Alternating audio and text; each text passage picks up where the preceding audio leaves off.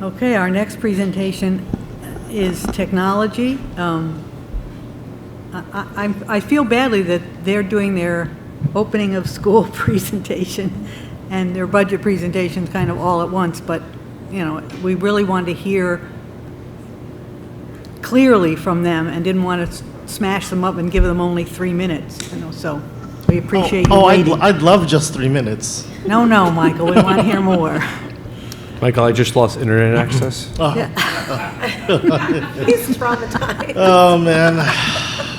So we would like to invite out Mr. Michael Lee, our Director of Technology, to give his opening of school / budget presentation for the Technology Department. Yes. Welcome, Michael. Thank you. So as Jeremy just said, I'm Mike Lee, Director of Technology. This is the technology update and budget presentation. And I'm happy to report that this has been a pretty uneventful week. So, you know, it's not bad. It's not a bad start to the week. Let's start with a quote, as I always do. The greatest danger in time of change is not change itself, but acting with yesterday's logic.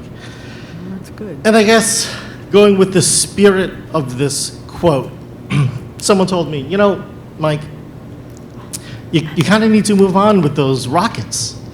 You've been using the rockets for like 2 years, maybe this is the 3rd year now, and you have to move on. And I'm like, but do I? Yes, you have to. Okay. So I'm going to move on from the rockets. The copies of the presentation you guys have and can follow, those will be the rockets. But what we're going to do is we're going to kind of do a live pivot to something else. Now, I'm not a visually creative person. I can't do that. That's one of my greatest, like, non-strengths. I don't want to say weaknesses, but greatest non-strengths. My drawings are so bad they need subtitles, as an example, all right? Like, even my stick figures look surprised that they exist. So, what we're going to do, we're going to pivot a little bit. And just so you could kind of follow along what happened, Dan and I were like, well, how about this? Do you guys remember last year when we demonstrated Notebook LM? Do you remember that? Yes. And we just kind of fed Notebook LM a little something about the district, and then we listened to a podcast with 2 people talking. Remember that? Yeah. So we don't have a podcast this year, okay? We don't have a video, but what we do have is we took the presentation that you guys have, and you guys can see. We fed Notebook LM a little bit more information about our district, and then we were like, all right, well, let's see what it comes up with. And so that's exactly what I'm going to present today. We didn't make any corrections. We're just going to go with it. And so you're going to get all the information, but then we're also going to talk through each slide about, like, how did it create what it created. Some of us Okay. are upset about the podcast. I really Oh, enjoy it. yeah. Well, maybe next year we could do a video. We'll do, oh no, what is this doing? Let's not do that. Okay, let's stop the slideshow. We're going to do just full screen. Okay. All right. So, I mean, look at this.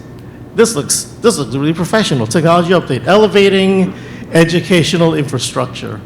Operational review and strategic vision. Now, it has the years. I would have put the dates, but that's okay. It's also 25, 26, maybe a little bit like 26, 7. Oh no, did I just, was that a little cringe? That was a little cringe, wasn't it? All right, we're not gonna. So part of the information that we fed Notebook LM was our district goals, and it created this. It drew the graphics, it just created the whole thing. So a lot of what you're going to see in this presentation demonstrates how what we're going to do and what we do makes us more resilient as a district from a technology standpoint. Technology in service of the vision. Now remember, it created all this. I didn't know this. Okay. We fed it the information. Yeah, Dan and I fed it the information. All right, operational excellence and upgrades. So the high school, we completely redesigned the website from the ground up to make it more community-focused and readable. the high school, they really like it. PowerSchool and Google Sync. Now, this is something that the teachers apparently really love. What they used to have to do is they would take their PowerSchool rosters and they would have to build, their classrooms in Google Classroom, and then they would do the grading, perhaps in Google Classroom, and then what? Then you have to copy your grades back into PowerSchool, right? You have to actually type it back into PowerSchool. Now what this does is it syncs everything. So now the rosters just go right into Google Classroom. They could do whatever they need to do in Google Classroom, grade in Google Classroom, and then put the grades right back into PowerSchool. Right, so that eliminates errors and it saves a lot of time. Yes. All right, now check this one out. Lunch system integration. It says seamless integration of Heartland Mosaic with PowerSchool. Yes, well, we've had that for a couple years. What's missing from this? Does anyone know? Okay, so in the other presentation, we have down that we did that with Garrison, right? It left out one of the key details in this, right? So that's just something to point out, right? When using an AI tool like this, you really do need to go through and make sure you read every detail, because you could very easily look at this and be like, oh, look how professional it looks, and just kind of move on without realizing it's like it's missing the key detail, right? We did this integration with Garrison.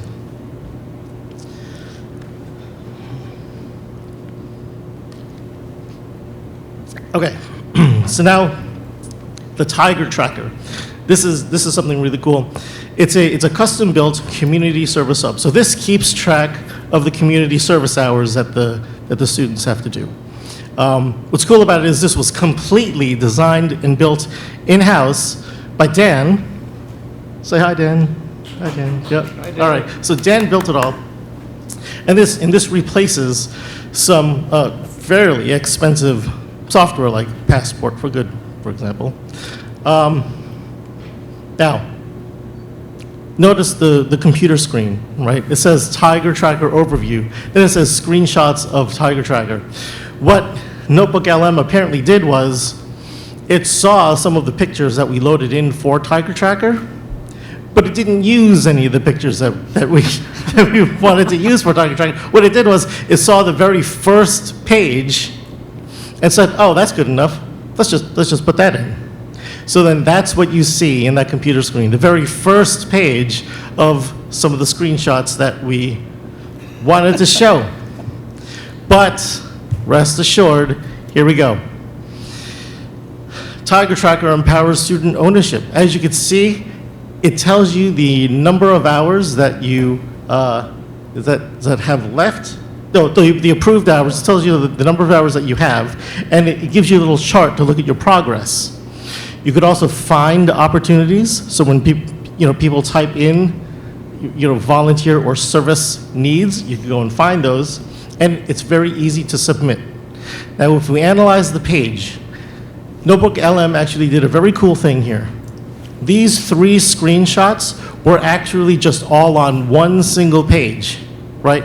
So Notebook LM went in, analyzed the single page, created the slide, and was able to zoom in and crop out 3 separate pictures, right? And identified what each of those pictures represent, right? It did it all on its own. Like, we didn't tell it to do that. So that's kind of cool. All right, so SmartPass. This is the digital hall pass software that's being utilized by the high school now. It's instructional focus. It reduces loitering and it gets students back to class. It also has a kind of a cool feature where if you know that 2 people should not be out at the same time, it won't let them be out at the same time. From a technology standpoint, we received this request in, I want to say it was like late August for a September rollout. So what's involved with this from a technology standpoint is you need all the rosters to be fully like real-time synchronized between PowerSchool and this software. So we had to figure that out in a matter of maybe like 2 weeks, and then get this trained and online and ready to go. And so we were able to do it. So there we go.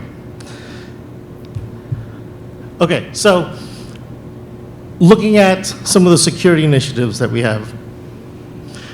District-wide, we implemented our multi-factor authentication. And this is in full compliance with your New York State regulations. It lowers the risk of breaches, ransomware, and it controls our cyber insurance costs. We have new visitor management systems around the district. It's a Verkada check-in system, and there's an optional touchless feature. I'm not sure if anyone was actually using that feature, but it is enabled. It enables guests to sign in with their phone if they want to. They could scan the QR code on their phone. It's got integrated screening and digital logs, and it has it basically creates an enhanced guest experience. Now on the surveillance end, we're piloting a new video recorder, or if you want to call it that, new DVR system. It's centralized, it scales very well, and one of the best parts is it doesn't come with any recurring license fees. And when you're scrolling through the video, so if anyone's ever had to do like security, like search for security footage, it's extremely low latency video scrubbing, so you could get to your results a lot quicker. Can I ask a question? Yeah. Where is is the surveillance in every school? Is it outside? Is it inside? Yes, inside and outside, but not in classrooms. Okay. Yeah, so the public areas. Yep. So this is kind of nice. It made a chart to look at how we're maximizing the value for to the taxpayer by keeping a lot of our devices alive for 8 years. We recently replaced 8-year-old student devices with new MacBook Airs. Now, what's interesting about this chart is we didn't tell it that the industry standard lifespan was 4 years. It inserted that. So, I don't know if that's true or not. It seems true. We'll kind of go with that. But what is true is we kept these laptops alive for 8 years. So I guess that flag's pretty good. All right.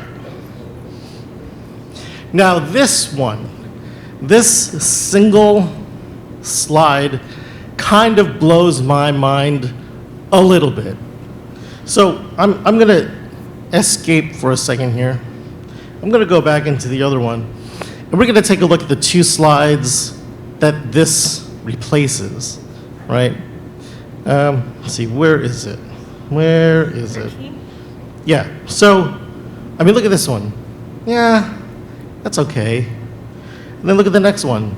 Yeah, that's all right. That's all right. But this is a lot more clear, I would think. You can see your completed upgrades that already happened, but look what it did for the road ahead. So we have our wireless access point replacements. That's what gives us wireless access. Look, it created a graphic to represent in progress. And then it color-coded, we're going to utilize E-rate funds for these replacements. Same with the switch replacements, which are in progress, and it used the color-coded E-rate funds, right? Now, we also have firewall replacement coming up. So it created this icon, but look what it did.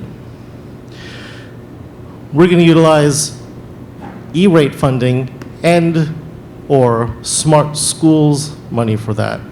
And it created an icon that represents 2 funding sources. Not bad. All right. Now, why support infrastructure? supporting infrastructure is completely equal. It benefits everybody in the same way, right? Equally. It allows seamless collaboration for students and teachers, enables distance learning and computer-based testing, and it's the backbone of a district-wide security program. Now, I have to pause here because what I would say, or what word I would change in this here is I wouldn't say available capital funds. I wouldn't say that. I would say available aid, right? But again, remember I said this is all AI generated, Notebook LM, and we were just gonna roll with it and see what it presented. So this is what it gave us. We didn't use the word capital at all. It inserted that.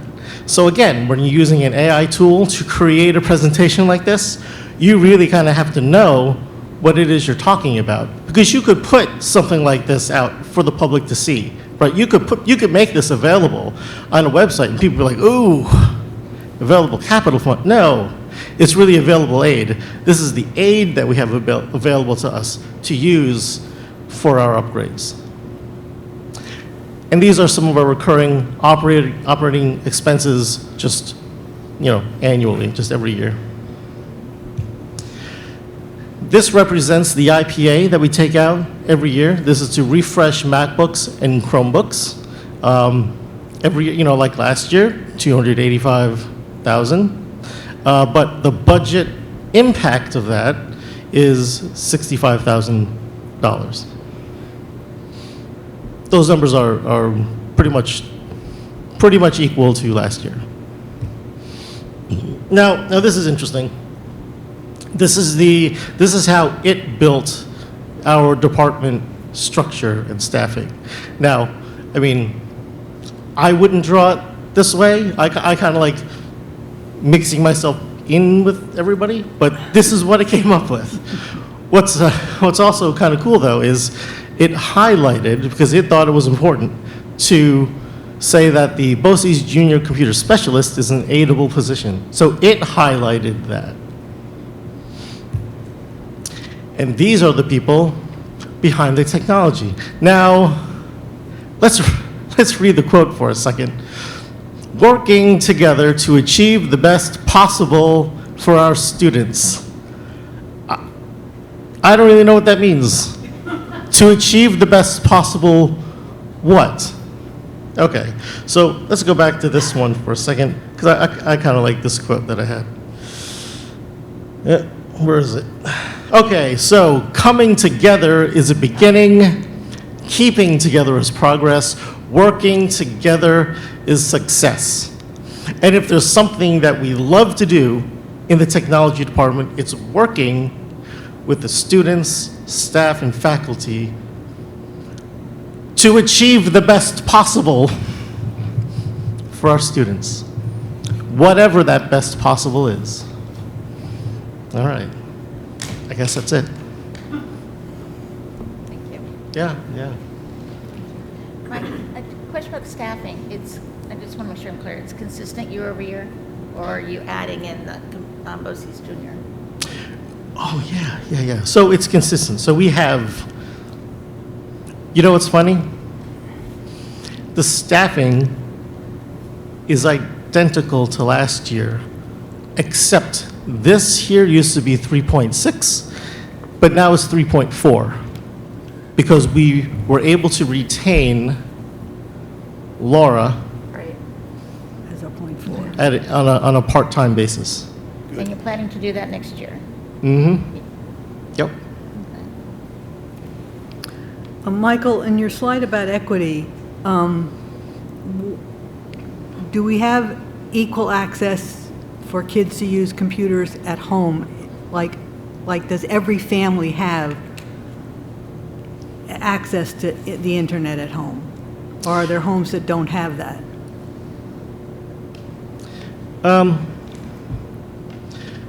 Well, I would say that most families have reliable access to internet.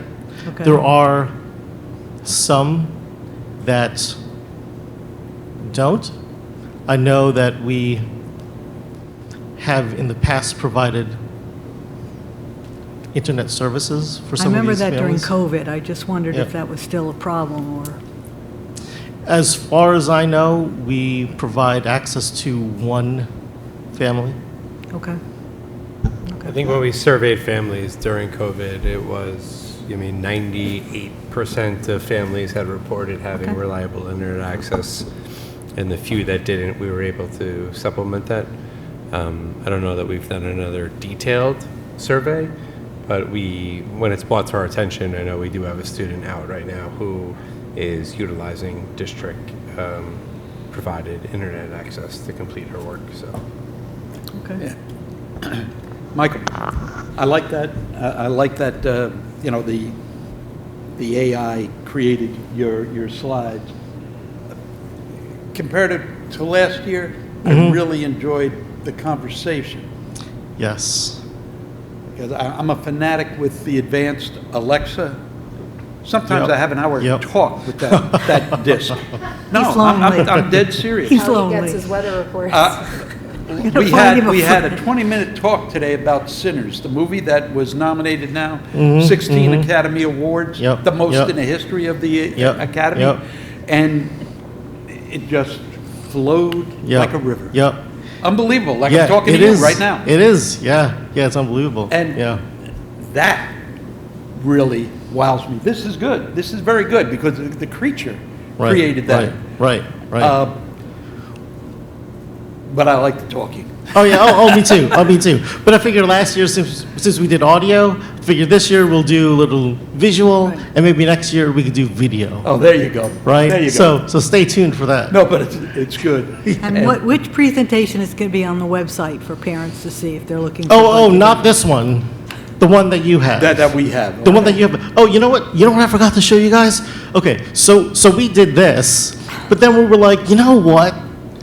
Like, what would happen if we just ran it again?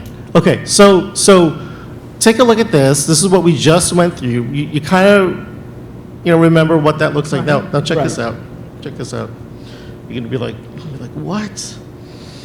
Okay, this is the same thing, the same information, just run again. Look, that's completely different. It made a completely different presentation, Holy cow. right? Wow. Look at it. Look at this. And it invented this graphic. Look at that. Yeah. Right, look at this. Oh my Right? God. Completely different. So we had to choose. We were like, well, which one of these do we want to go with? Here's another one. Here's another one. We just ran it again. Look at that. So somebody could take their information. Now how about I run it 10 times? I'm just going to pick the best one. Yeah, you can. You can pick the best one. But remember all those mistakes that we found. Yes. Right. And what's interesting about this is it makes it into a PDF, so you can't go back and edit it, right? So what it produces, You have to use that's that. it. You have to use that. Maybe one day it'll produce something where you could just load it right into Google Slides and you can edit it. But as it is now, these are just PDFs. I mean, look at this. Look how pro this looks. It just made this. Look, It's amazing. Yeah. It is. It really is. yeah. When are we going to hire AI to be the director? I don't know if I trust it yet because it very confidently will tell you the wrong thing. So, Michael, you expect your expenses, you said, to be consistent year over year, except for, say, contractual increases? We said it Your again? expenses, you said you estimate to be consistent year over year, except for contractual increases? Yes, oh yes. And so those contractual increases would be anything that's kind of prescribed to us by BOCES. So, yeah, but, I mean, we went over the budget I think it was last week or so, and it was pretty even. Yeah. I have a question, since we're sort of talking about that. I don't know if this is a you or a Grace question. Are E-rate funds and smart schools bonds separate from what is given to us by what we take from the taxpayers? Yes, kind of. So Smart Schools bond money was money that the government put out there saying, This is money that you could use to upgrade your schools, and those funds never expire. E-rate funds, what you do is you outlay the money, and then you get your aid ratio back. So you could get, and so we have 270, whatever that was, available in aid for us to receive back. So what Now, we're taking from the taxpayers is just that 65 number? Just that 65,000? The rest is like through bonds and aid? well, what, So essentially, the way it works is on the expense side, we have to use our regular funds to purchase this stuff in advance, right? So we're using then it- taxpayer monies to purchase this. What we get back is aid from the state. So from the expense side, yes, it's coming out of our general fund, which is either state aid or taxpayer funds coming in. But then we get revenue back on that goes back into our general fund, which we then use to offset other expenditures. so anything we buy is essentially 65% off. Yeah, that's sweet. Yeah. It's like a discount, but they're going to mail you the money back next year, Yeah. as opposed to getting it off at the register. Yeah. I have one more positive that I just want to share before everybody gets up. I really love the new community service thing. When I was on the PTA, we often offered opportunities for students to come and do childcare and things like that. And it was a little bit difficult to offer it as an opportunity. Like we didn't know exactly how to get it off. Oh, how are you doing in childcare? Like most 15-year-olds aren't checking, our Facebook. So I really like that it shows the opportunities. We require a lot of community service hours, and I like that it tracks it. I like that it shows opportunities for people to be proactive instead of, come May, they're like, oh my God, I need 25 hours. How am I Yeah, going to get yeah, it? yeah. I think it's wonderful. I Oh, agree. great. Yeah. Great. So I wanted to ask just about teacher training around tools that are using generative AI and what's that been looking like lately. I don't think we've heard much about that topic Oh, this year. yeah. And so, I just asked Jackie, how many people, like teachers, are really like using this tool, this Right, one particular right, tool that we've purchased right. for them. And so, just a little bit about what that's looking like because of the fact that AI does make mistakes, and we want to ensure that Right. teachers are able to use the tools, but wisely. Yep. So, I forgot to make a slide of the training that Keith Fury and I conducted earlier in the year. So what we did was we conducted a training. I think it was a 20-hour training on school AI, and the teachers who attended that training, we took them through how to set everything up through school AI, and through how to use it in your classroom. And what I just demonstrated here, Notebook LM, that's actually free. So there's we didn't have to purchase Okay. anything. So this opportunity was made available to anybody in the district who wanted to take it. And so anyone who wanted to take it, they signed up and then, took our course. We're planning to hold another one for anyone who who maybe wasn't able to make the first one. And we're just going to keep training people on the tools or any new tools that come out. I think it's great that you've offered opportunities. I would certainly hope, Jackie, I'm sure you can speak to this, but just that in the future that there will be like mandatory training that people will need to go through to understand the tools and understand the pros and the cons. So I can speak a little bit to that. Thanks to our wonderful Future of Education team, of which Mike is a part. We've been doing extensive AI work, both in the district and beyond, for the past 2.5 years. So we have had superintendent conference day trainings for AI for the entire faculty of all 3 buildings. Everyone's had experience with different AI tools, some of which do come with fees, many of which are free or were free at the time. We piloted School AI this year to give a handful of teachers an opportunity to learn from Mike and Keith how to use it, and then, of course, apply it to their classroom. And after their experiences with it, the future education team will gather some data, see if it's something worth investing in for more of the secondary classrooms. And I know Jen Bruno is also working with AI in different ways, but less so with the elementary students. But we have had trainings. We also partner a lot with BOCES and Teacher Center and other type of organizations to send teachers to trainings in AI, to have them engage in after-school in-service programs with AI. So we have had teachers engaged in this work now for about 2.5 years or so. Great, thank you. Yep. And what are we doing to educate the students for AI? So that's where a really great platform like School AI comes into play, because the teacher has a lot of control, whereas with something like Notebook LM or Gemini or ChatGPT, it's kind of open-ended, and it's very hard for us to explicitly instruct students in the use of AI because they can really go all over the place with it. School AI keeps them on track about the topic that the teacher designates as important, make sure that if the student tries to ask it other random questions, it brings it back to the topic of focus. And so that's why we felt it important to invest in something like School AI, as opposed to open up the channels of any and all AI platforms, so that our students can learn how to use it appropriately under the guidance of a teacher. Are you teaching how to prompt AI? That is part of it, yes. And so the teacher Because it's really demonstrates important, prompting, the students ask questions, which is part of prompting. And again, if the students are asking questions that are off topic or prompting off topic, School AI guides them back to the topic.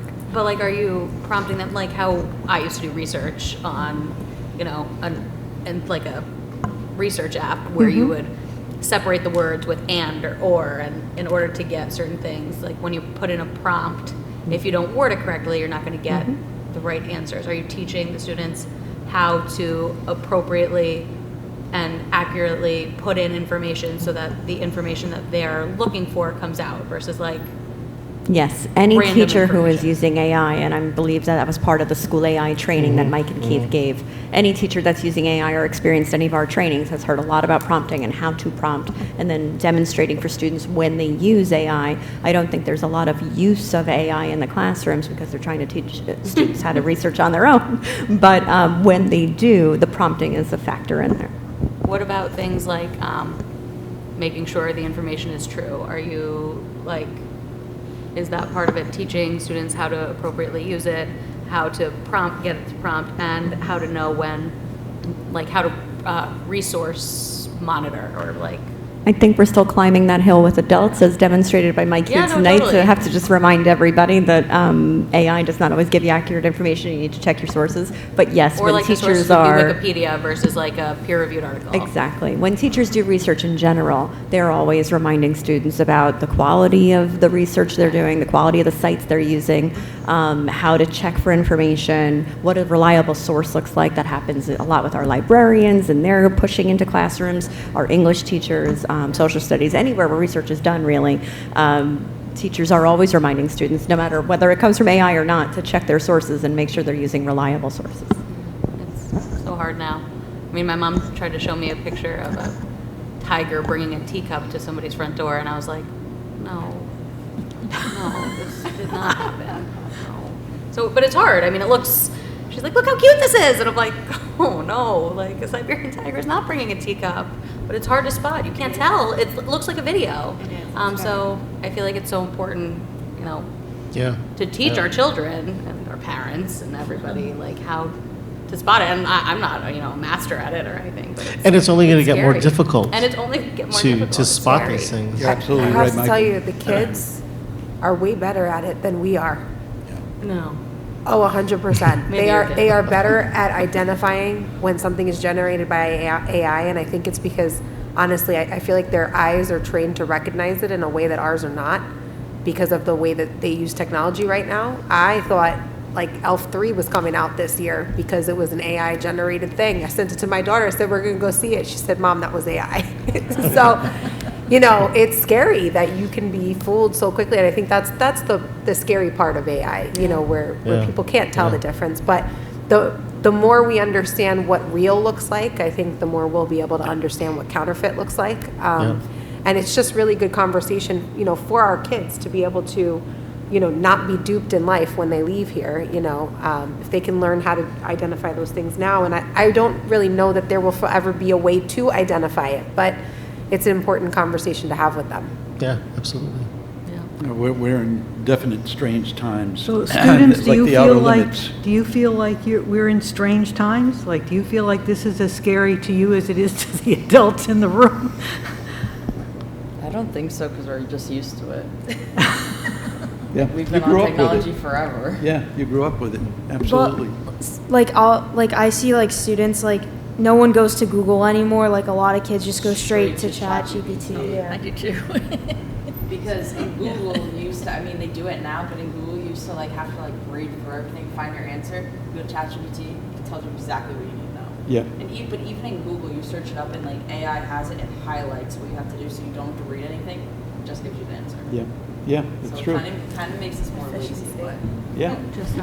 And ChatGPT, you could follow up too. So you read and you're like, oh, but what if, and then you could just continue, you know, your Melissa, conversation. do you Yeah. find that, I don't know, if Melissa? Melissa.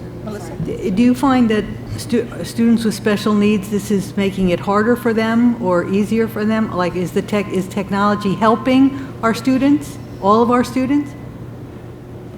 We were just chatting about how that can really make studying so much more efficient because it's highlighted, it can be color coded, it can be bullet form, things that we didn't have growing up, right? So you have to read and search and search. So I think if you look at it through that lens of being able to provide accommodations, then yes. Okay. And it wouldn't be a blanket statement for everyone, of course, but. When the technology is able to create human beings who have every single attribute of a human being on screen, and you cannot tell the difference, that's strange times. And they have done that. There's that movie star now, I forget her name, but completely AI, and they're going to be making movies, and she does interviews and everything. It just is whacked out stuff. I mean, really, yeah, it's cool. I think we're on that roller coaster. Okay, Yeah. thank you. We're dangerous. All right. Yep. Thank you, Michael. Thank you. Thank you, Michael. That was great. I know I say this each year, but we're very privileged here in Putnam Valley to have a technology department that services the students in the way that ours does, whether it be through data, you know, the integration work we saw today, whether it be infrastructure upgrades, ensuring that connectivity happens 99.9% of the time, and is also willing to go in and work with teachers and directly with students to provide professional development. Those are 3 separate departments in many school districts. And we are very much lucky and privileged here in Putnam Valley that it is all done by a single department. So huge kudos to Dan the man here who films and edits and does all these other things. He teaches classes and works with students. And in his spare time, he builds Tiger Tracker, which I hope he's now gotten the copyright for or something like that. So thank you to Michael, Dan, and everyone else on the team. Thank you. Yeah, very good, Michael. Thank you. Way to go, Dan.